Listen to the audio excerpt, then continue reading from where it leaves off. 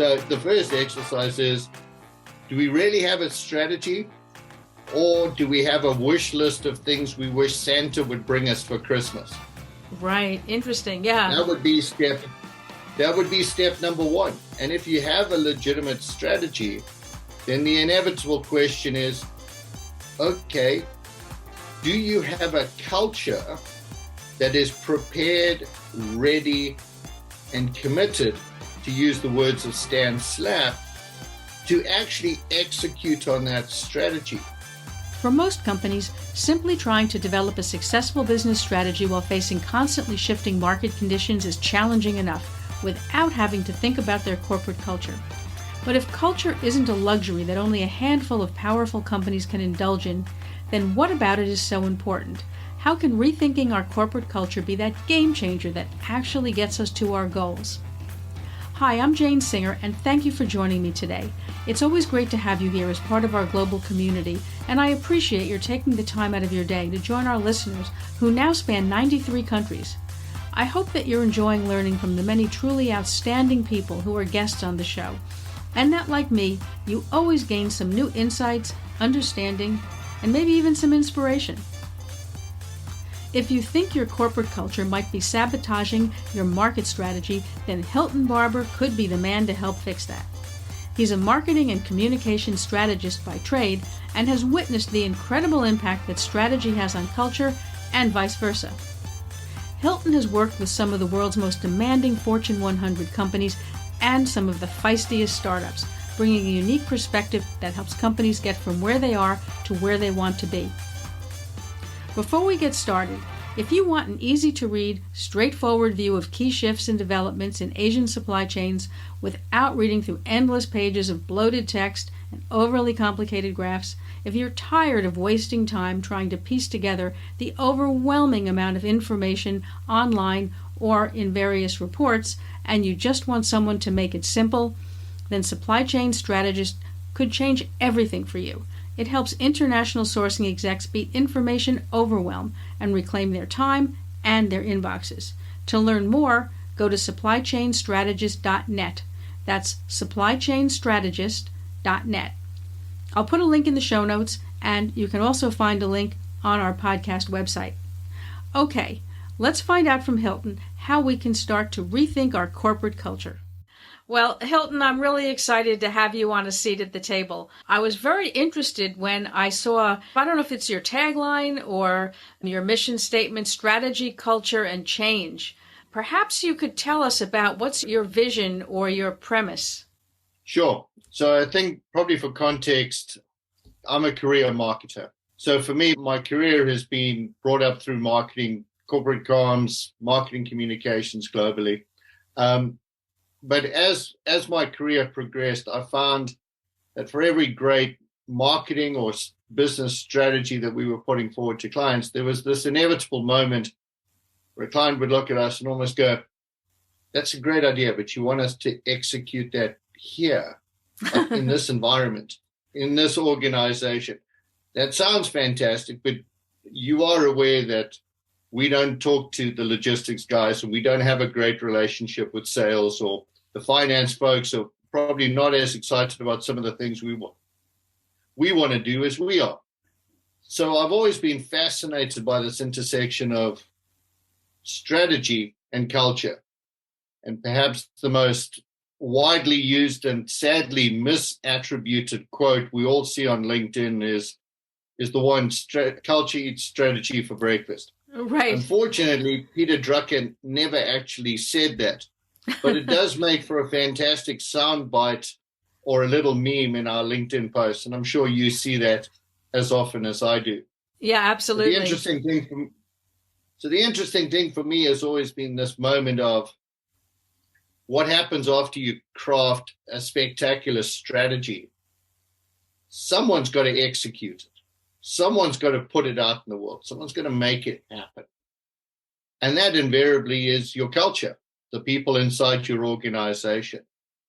And if they're unwilling or uncommitted or nonchalant or sort of apathetic about what your strategy requires, guess what's not going to happen? It's not going to get executed. So that's always been a fascinating intersection for me, which is crafting great strategy. That's hard work. Everybody listening to this podcast will anticipate and know that, or likely have experienced that. And then there's this wonderful moment where it meets the culture, and the culture says, yeah, I'm not so sure I'm into that. Or you showed me one of those last year, and guess what? It didn't quite work out, did it? Why should I be interested in doing that this year? Right. So I've always been fascinated by that. And then if I may, the change part is, Jen, we talked about this ahead of this call. If there's a time where change is either unprecedented in its rate and its speed and its velocity, or the sense that it's around us all the time, it's the moment we're living in right now. Right. So having a sense and an appreciation of change is really why those three things for me make the most sense and are the things I'm most fascinated and passionate about. I think it's an interesting point of view because it really does seem to be fitting for the particular times we're living in, where people are realizing they have to make a change, and yet, as you said, actually executing on that change is not that easy to do when it comes right down to it.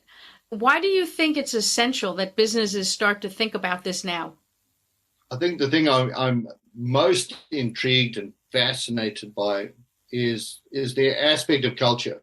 I think there's obviously significant work that's gone into how to develop and how to craft great strategy. And culture has always felt like a second cousin. It's always felt, and I say this with all respect, but it's often something that got thrown over the fence, and somebody said, well, that's HR's job. Right. Culture is more than your policies. Culture is more than your attitudes to diversity and inclusion. Culture is something as important and as critical to get right as your strategy. Right. And I think what we're seeing today, and particularly I'm going to be presumptive here to anyone listening to this, but all the headlines about the great resignation or the great reshuffling or whatever we want to call it is a recognition that we haven't spent as much time doing the right things about our culture. And what's happening? Our people are telling us, you haven't been doing the right things by us, so I'm out of here. So I think, to your point, we're at a moment in time now where the great resignation reflects that we probably haven't spent as much time and been as diligent in our culture work as we have been in our strategy work. Yeah, I think that's a very interesting assessment. And I'm just wondering, from your point of view, where specifically do you think companies have gone wrong? I mean, we know that something isn't right. Not everyone, but a large number of people seem to be very dissatisfied. What do you think companies did or didn't do that has led us to this particular situation? Well, I think it's a combination of factors. I think there's never really one factor. I think an important sort of baseline that I put out there is, for every organization in the world, each and every one of them has a unique culture. And I think that's because culture really is a combination of everything that occurs in your business, but everything that's legacy in your business. If you've been in operations for 30 years, you as leaders and as people in the organization every single day have made decisions, have acted and behaved in a certain way, have chosen to do one thing and not another. And over time, the classic phrase of culture is the way we do things around here. While that's a very simplistic view, it's very true. Because if you've acted in a certain way for 20 years and been successful, lo and behold, you're probably going to continue to act and behave in that fashion. Right. And that's going to be different organization to organization.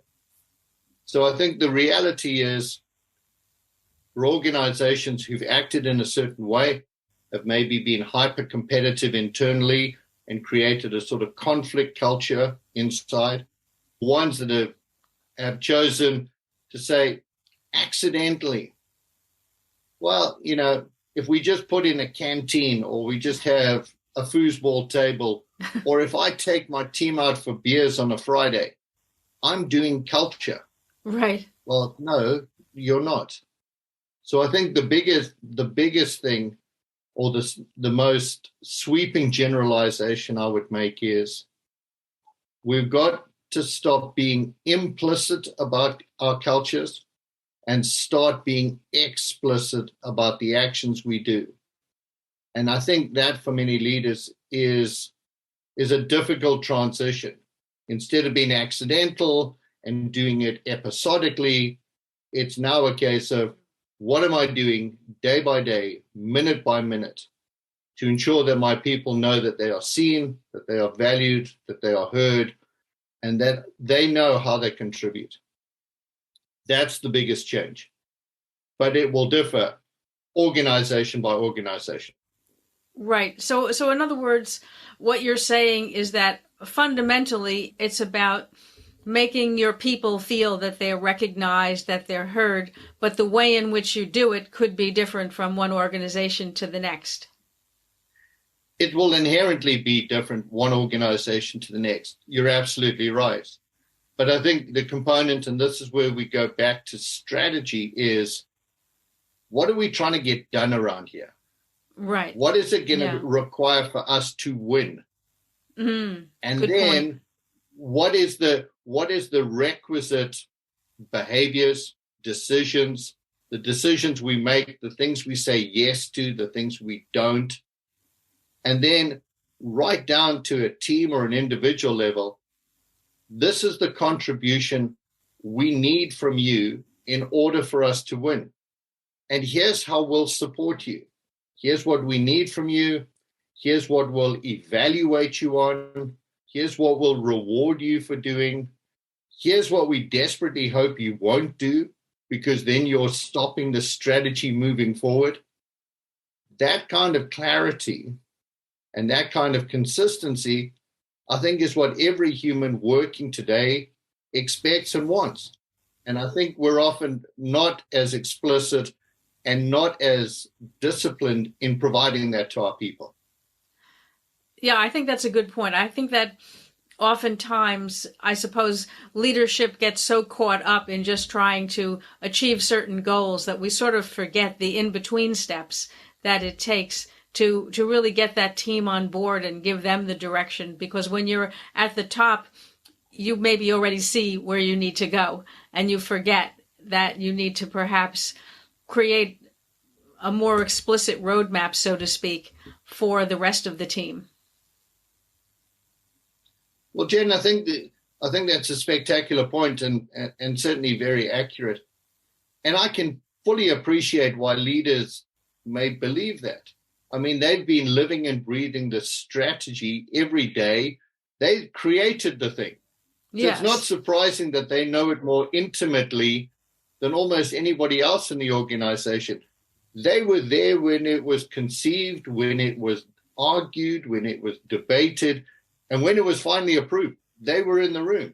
Right. But I guarantee you, the person joining the organization on the other side of the world last week hasn't a clue, doesn't know about that. Right. And asking them to come in and contribute without giving them the understanding and the context is a little bit like tying their hands behind their back.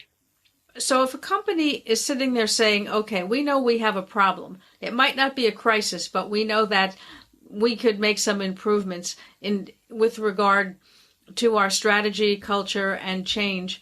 What's the first step? I mean, what would you suggest for people to get started on this? What would be the first sort of actionable step people could take? Well, if being a purist, I think the very first thing would be, do you actually have a genuine strategy? Right. Now, I know that may sound like an exercise in the obvious. Right. But the reality is there are legions of organizations and consultancies that make a healthy living out of actually ensuring that you have an actionable strategy. In the immortal words of Roger Martin, that establishes where are you going to play, and how are you going to win? So the first exercise is, do we really have a strategy, or do we have a wish list of things we wish Santa would bring us for Christmas?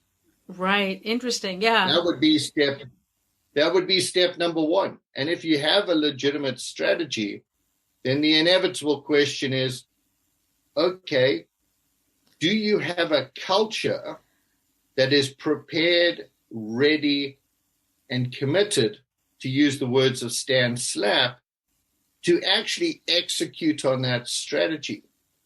Are they able to do what you ask? And again, at the risk of using an NFL sort of metaphor, it's great that you've got a playbook, but if your team can't execute the plays in the book, then you've got a nice binder that's not going to get you to the Super Bowl. So with respect to the culture, there's probably two things that I would always suggest at the outset. One is an objective culture audit, and that's possible, and that can be done in a variety of ways. But the culture audit, much as it sounds, is what is the culture we have?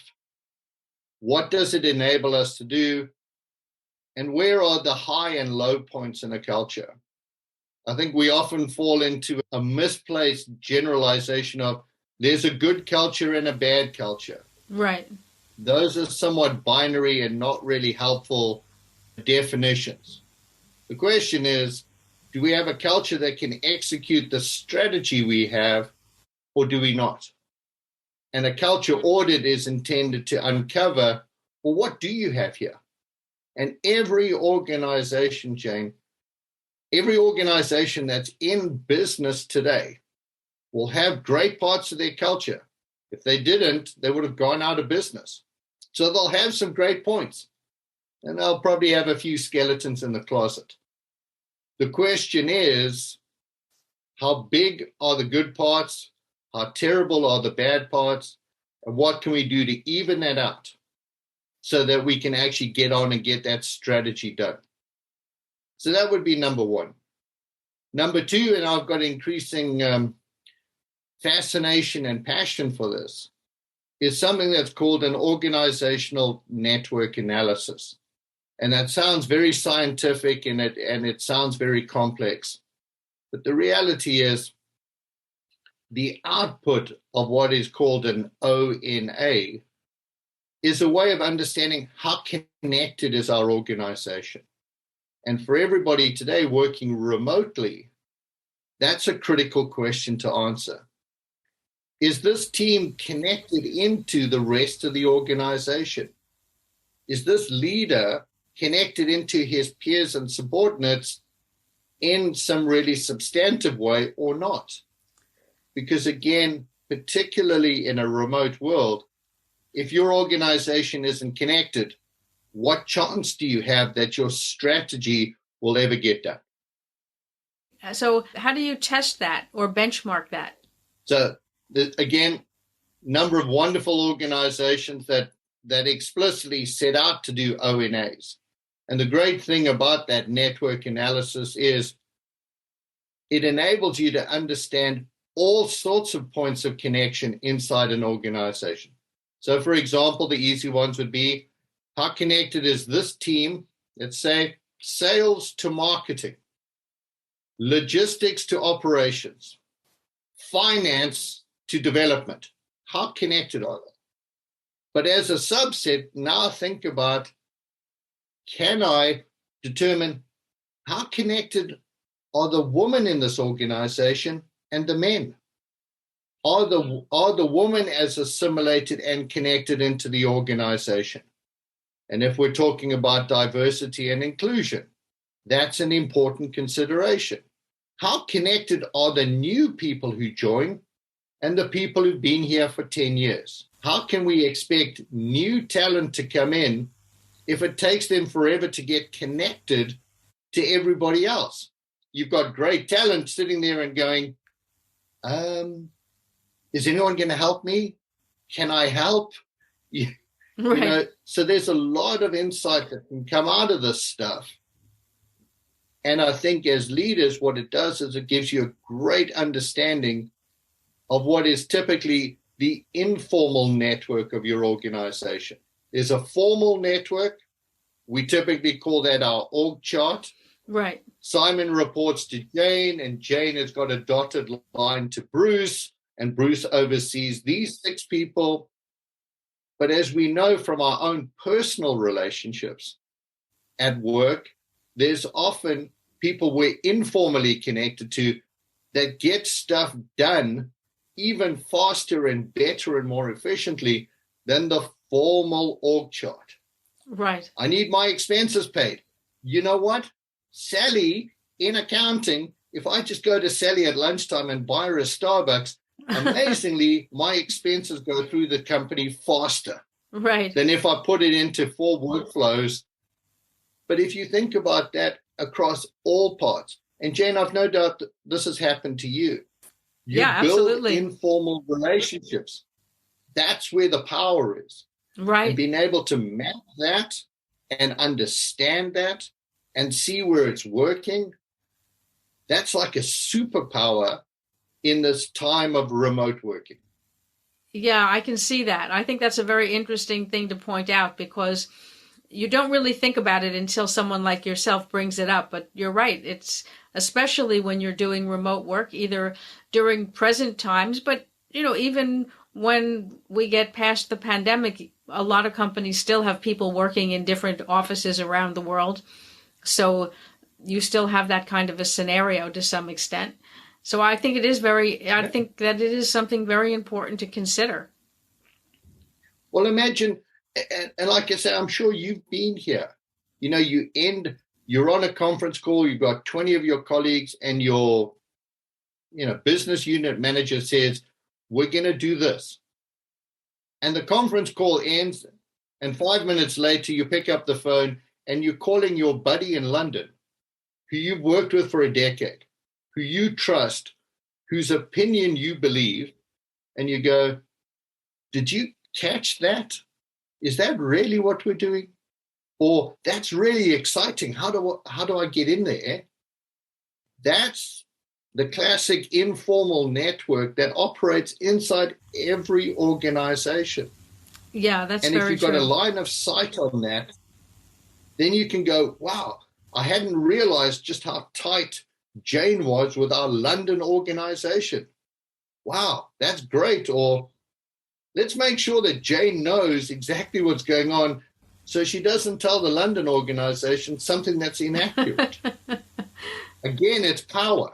This is where clarity and I'm going to say visibility can become incredibly important for an organization. Yeah, I think that's a good point because people don't realize oftentimes the lack of transparency that they have within their own organization. And you're right, there's all these sort of sub maps and connections that are existing that oftentimes aren't really apparent until you try to go and ferret them out. Now, in terms of making the kind of shifts that you're suggesting, because a lot of them are intangible in a sense, which sometimes makes them harder to sort of wrap your mind around for a large organization. Is it something, from your point of view, that's very challenging, but the rewards are worth it? Or is this something that's actually less daunting than it appears once you actually get moving on it? I mean, I'm looking at this from a managing expectations point of view. We're going to take a quick break now, and then we'll be right back. We were hiring when we were making 50 to 100K monthly losses. And why? Welcome to episode 1. I can't think of a single founder who's been around for a decent amount of time in business who hasn't had their tunnel of year. This was that year. We're going to be okay, yeah, Sheree. Some are going to hear this and think, you TDP. But hear me out. You only have to do the math to understand that very soon we were $500,000 down. So the very first point would be, it's absolutely worth it. Right. I mean, it's not easy work and it's not quick overnight silver bullets, but the rewards I think, Jane, I would ask any leader listening to this, would you like your strategy to be executed well? Right. Because inherently they're going to go, absolutely, yes, please. Could I have 2 of those? Right. Not only this year's strategy, but the next 10 years strategy. Could we ensure that those happen well, please? Yes. I'll sign up for that. Thanks. So then the question is, are you prepared to do the work? Because you did the work to come up with a strategy. You did the hard work to do that thing. Right. Don't you want to do that? Don't you equally want to ensure that the people you are trusting and hoping will lean into this are as delighted and committed and excited to do this as you? Right. Don't you want to do that work as much? Because guess what? And again, this may be a simplistic way of looking at it, but you've got 3 groups of people who vote on your strategy. You've got your customers, you've got your competition, and you've got your culture. And you can impact your culture. So why wouldn't you say, if I can get these guys to vote overwhelmingly,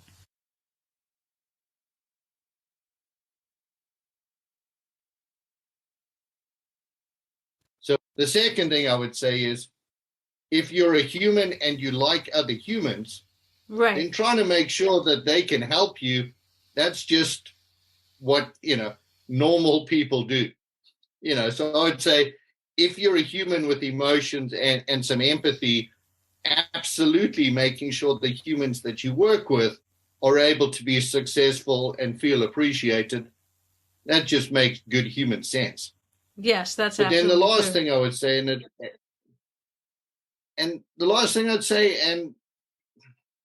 it's the classic thing around culture conversations. Well, it's intangible and it takes forever and I don't know how to define it, and et cetera, et cetera, et cetera. I think the truth of the matter is you can have quick wins. It's not a case of boiling the ocean. And I think often that can become the most daunting piece for anybody considering this. They're like, my grandchildren will be employed here before the things we're talking about doing actually seep down into the organization. Right. Yeah. Possibly. That could be a reality. But again, the benefit of things like a culture audit is to identify, where do we have opportunity? Right. And I will make it, quite binary. It would be, we have this excellent thing going on. The culture audit has surfaced this wonderful thing going on. The question becomes, can we put more gasoline on that? Right. Can we actually dial up the things we're doing well, the things that our people are appreciating? Or conversely, this thing that the culture audit has shown is not working so well, is not great, it's an Achilles heel. How quickly can we stamp aspects of that out? Right. Yeah. I would suggest for most employees, seeing tacit, explicit, and committed action from their leadership is often enough of a sign to go, they care and they're doing something about it. I don't think your employees expect you to wave a magic wand and overnight 50 years of questionable decisions and crappy ideas are going to just go away. But if your people sit and go, I see what they're doing, I see it's a reaction to something we've said needs to be addressed, and I see that they're committed to it. But this is not just an overnight bright, shiny object, but they really seem to care about getting it done. Okay, that's a start. Great. That, I think, is the way to proceed. You don't have to boil the ocean. You don't have to try to solve it overnight. But again, if you are explicit and you show that you're committed over time to do something about it, invariably your culture will give you the benefit of the doubt. But if it looks like a bright, shiny object and you're just trying to, clean it up because you've got an analyst meeting tomorrow morning, your culture will say, you're not committed. Right. This is like only bringing flowers home on Valentine's Day. That's not enough. Right. That's not enough. Yeah. Yeah, I think that's an interesting way to look at it. Build on what you're doing well, and then improve everything else incrementally, just continually 1% better.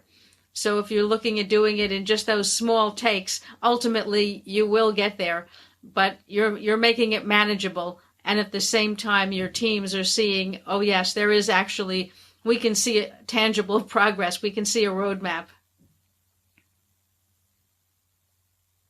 Well, Jen, the thing that I might add to that is give your people the context. Tell them why you're doing it. Reiterate to them why it's important. I think it's the very least we can do for our people. Here's why it's important. Here's why your little part of that is important. Here's why, if you do it, you'll succeed individually, collectively, as a team, as a business unit, and why, as an organization, we'll succeed. I think it's imperative to give people that context. If we're asking them to vote, and I'd look at it democratically, we're asking them to vote with their passion, with their creativity, with their intelligence, with their camaraderie, with their collaboration with others. Give them the context. Then they can make the decision. They can go, wow, that would be awesome. Or, yeah, sign me up. Or equally, they can say, that's not for me. And guess what? If it ain't for them, thank you. Please find your happiness somewhere else. So again, it's just any adult relationship is about providing context and highlighting why it's important. That is something you could do immediately. Yeah, I think that's very important. It's an important step that we often overlook when we're in the midst of something that feels this transformational. So I think that's good that you brought that up. Well, I thank you so much for sharing so many important insights, Hilton. I think that right now, as you pointed out earlier, leadership is really looking at the situation and saying to themselves, we know we need to do something, but we're just not sure what it is or where to start. How can people connect with you? Where can people find you? Occasionally, you'll see me screaming into the ether of LinkedIn, along with millions of others, of course. LinkedIn is the first and best place. I'm always happy to talk to people who feel passionately and who understand no great strategy can ever happen without a great culture behind it. So let's do the work on building those great cultures so your strategy can succeed, so your business can succeed. And Jane, it's as always a delight to see you. It's been an absolute privilege to be on today's podcast. Thank you so much for connecting and asking me to join. You're an absolute gem. Thank you. Oh, it's a pleasure. Thank you for being with us today. If you enjoyed this podcast, be sure to subscribe on your favorite podcast platform so you never miss an episode. And if you're feeling overwhelmed by the amount of industry information being dumped onto your desk or into your inbox, then take a look at the current situation, where supply chain execs get only the news they really need, summarized so that they can reclaim their time and their inboxes. You can learn more at thecurrentsituation.net. That's thecurrentsituation.net. Before you go, don't forget to check the Seat at the Table's website. You'll find all of the previous podcast episodes, other useful information, as well as how to contact us. You can find it at seatpodcast.net or in the show notes. That's all for now. I'm Jane Singer, and I'll see you in the next podcast episode.